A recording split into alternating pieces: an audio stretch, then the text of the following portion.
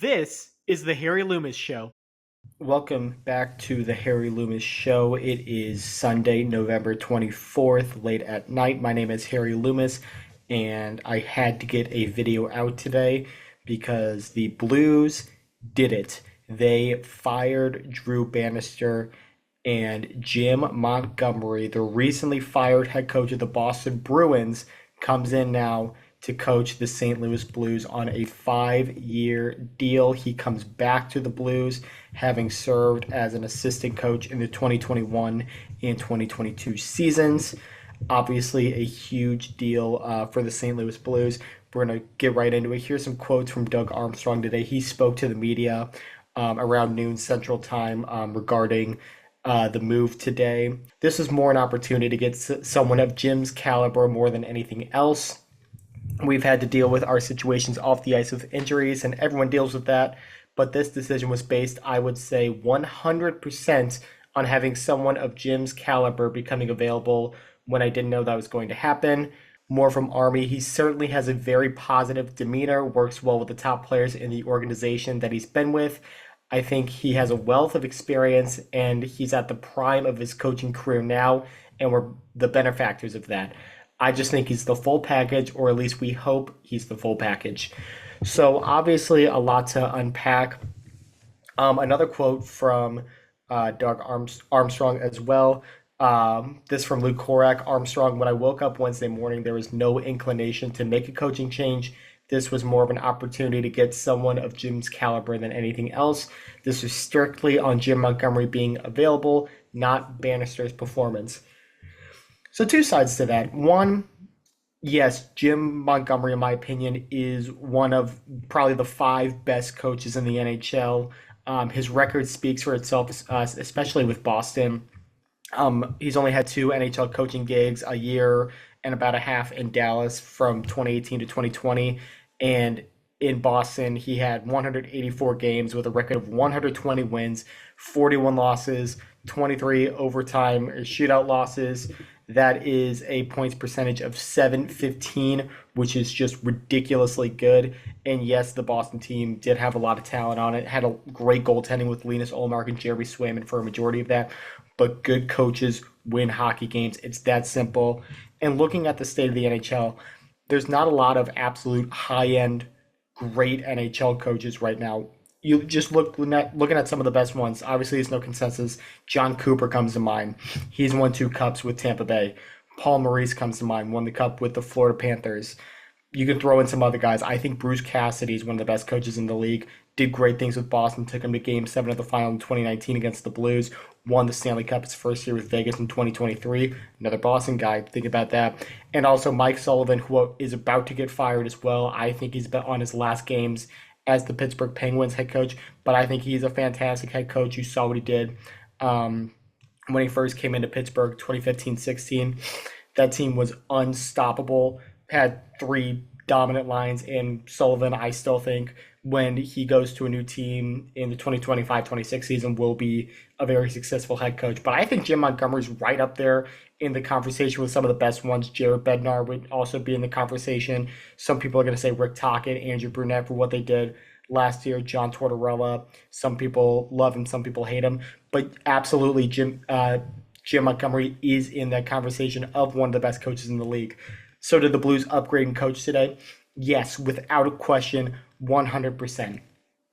Do I fully believe what Army's saying here? When I woke up Wednesday morning, there was no inclination to make a coaching change.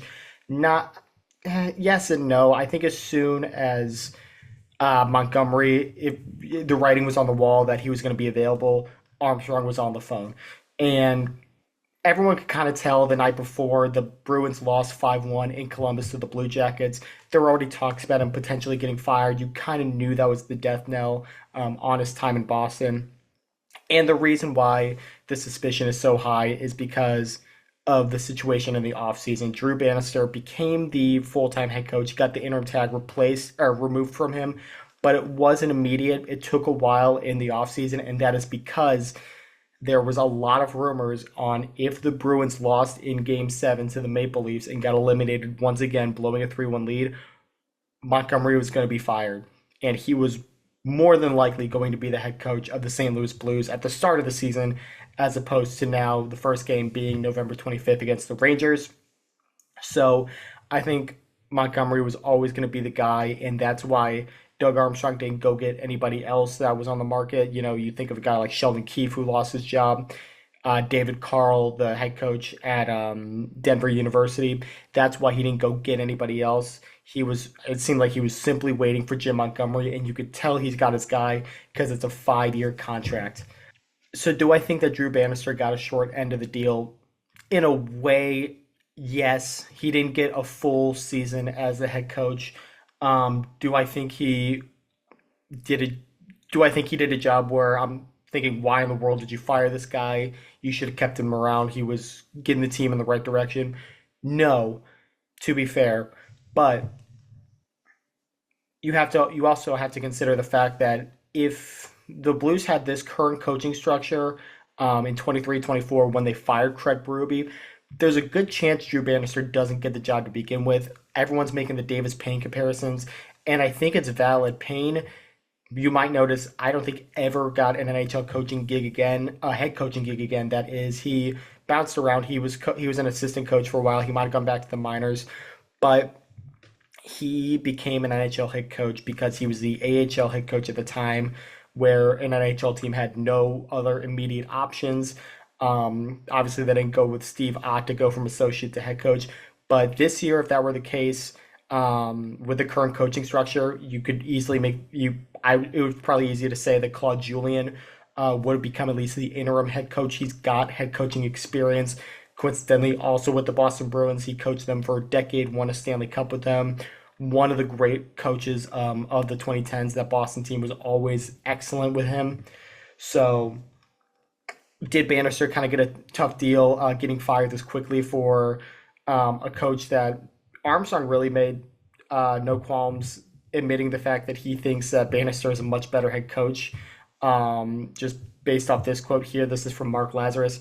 Pretty wild that Doug Armstrong is just flat out saying he fired his coach because a better one got fired elsewhere. That's some unusual honesty and can't feel great for Drew Bannister. I agree that's going to be tough to hear, but also just based on merit in situation, there's not a lot of scenarios where Drew Bannister would have been an NHL head coach at this time anyway. I wish him well. He seemed like a good guy. He seemed like a guy that the players at least liked. I think he'll land on his feet somewhere. Will he be an NHL head coach again? I don't know. It's so hard to predict, but he will remain in professional hockey, that is, for a long time to come. So we wish him well in that regard too. Here's another stat from Nicholas Hand. Just a reminder, the Blues let Mike Yeo go on November 19th of the 2018-19 season with a 7-9-3 record. That's a 472 points percentage. The Blues' current record right now is 9-12-1, which is a 432 points percentage.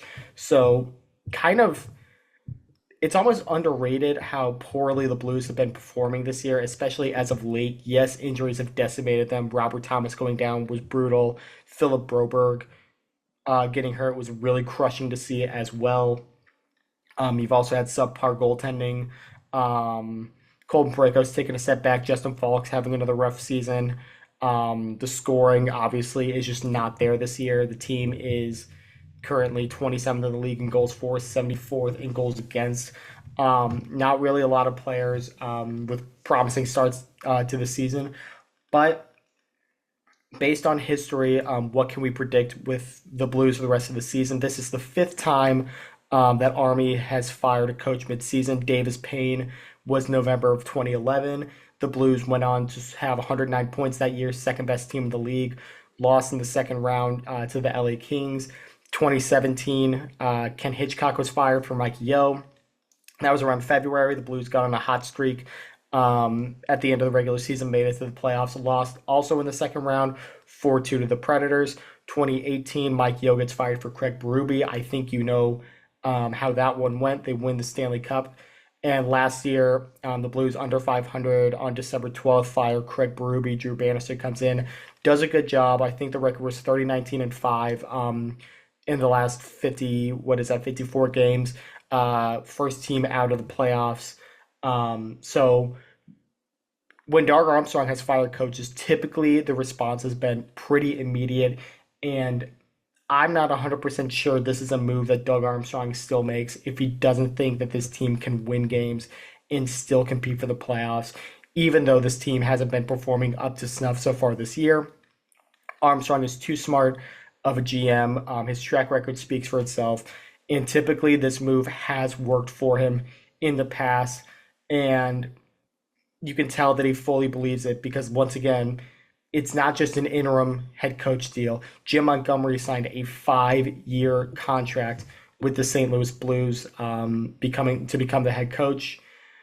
And here's a quote now from Doug Armstrong, also from the press conference.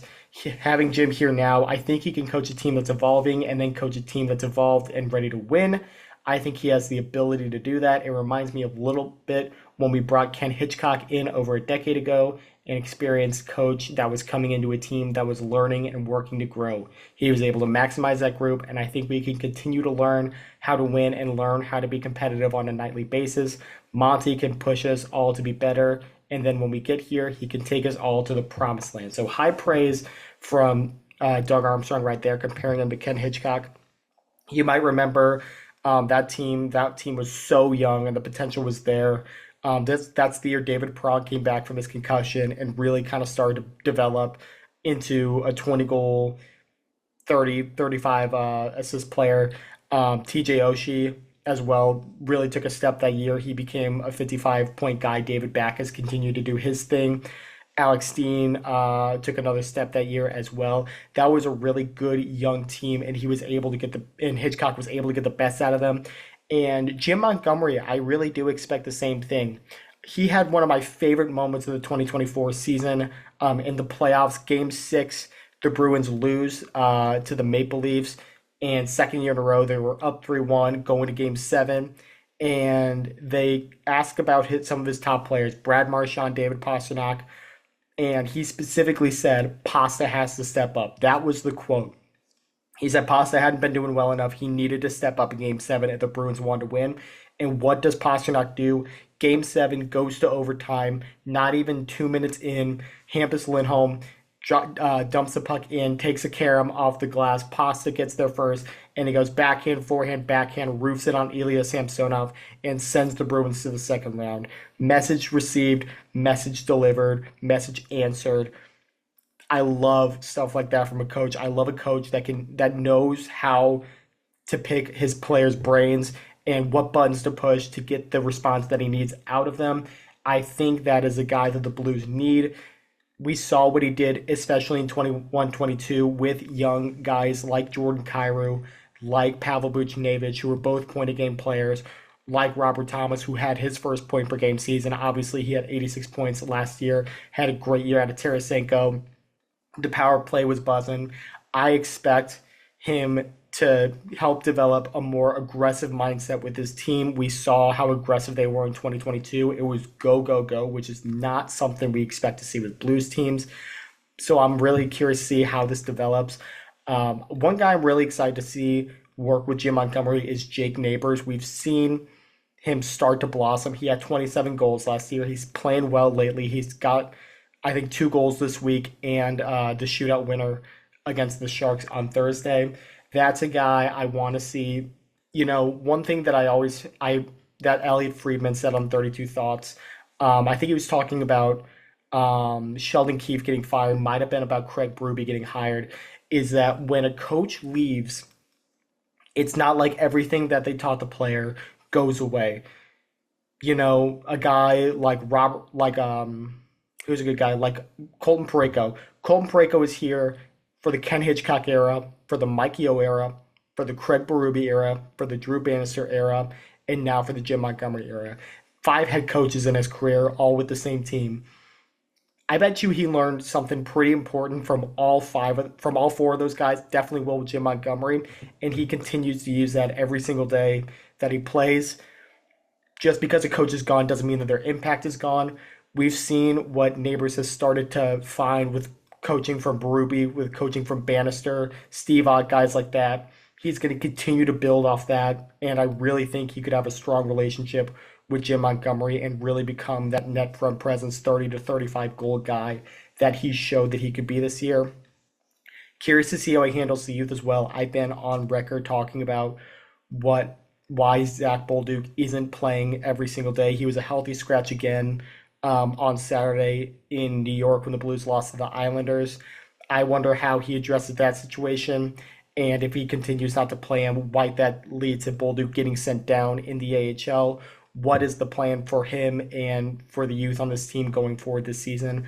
Lot to unpack, but definitely an exciting time for the Blues. Say what you will about Doug Armstrong's tenure, some of the moves he's made. I think he's the best GM in franchise history. I think the good far outweighs the bad. If you're mad about Alex Pietrangelo still, that's on you. But one thing he's always done is he is not afraid to shake things up. And usually when he makes a bold move, most of the time it works out in his favor. This is a bold move in the truest sense. And we'll see how it plays out. We'll see how it plays out this year. We'll see how it plays out for the next 5 years. But I applaud Doug Armstrong and Alex Steen for trying to make something happen here. Let me know what you guys think. It is an exciting time to be a fan of the St. Louis Blues. I can't wait for Monday night to see how they look in the first game against the Rangers. That's a great test right there. We'll see what happens. But thank you guys very much for watching. Have a great Thanksgiving. We'll talk to you again soon. This is the Harry Loomis Show.